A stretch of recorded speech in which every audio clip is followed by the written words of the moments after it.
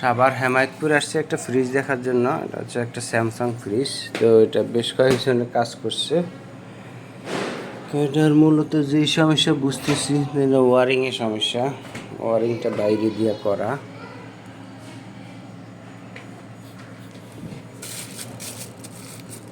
এই মাছ মাংসগুলো কবে রাখছে? এই মাছ মাংসগুলো রাখছি হইছে মোটামুটি কয়দিন।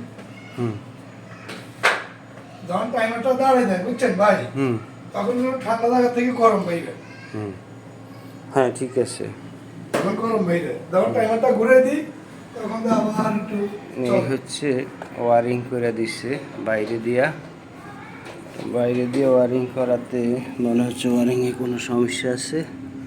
এই যে ওয়ারিং করে দিচ্ছে বাইরে দিয়ে। এই হচ্ছে টাইমার। তো ওনার টাইমারগুলো হাতে ঘুরিয়ে দেওয়া লাগে, হাতে ঘুরিয়ে না দিলে হয় না। এখন দেখি টাইমার সমস্যা হতে পারে, ওয়ারিংয়ের সমস্যা হতে পারে। এই যে ওয়ারিংটা বাইরে দিয়ে টানছে, এই যে বাইরে দিয়ে টানছে ওয়ারিং।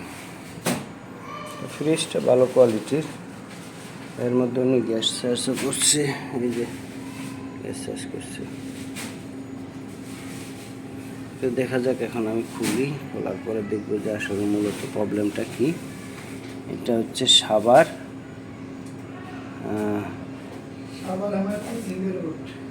সাভার হেমায়তপুর সিঙ্গের রুট।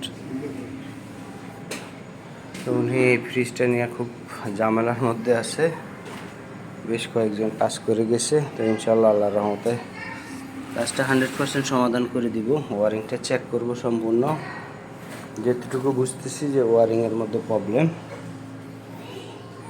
তো আল্লাহর রহমতে ওয়ারিং সমস্যা সমাধান করে দিব। হচ্ছে ভিতরের অবস্থা।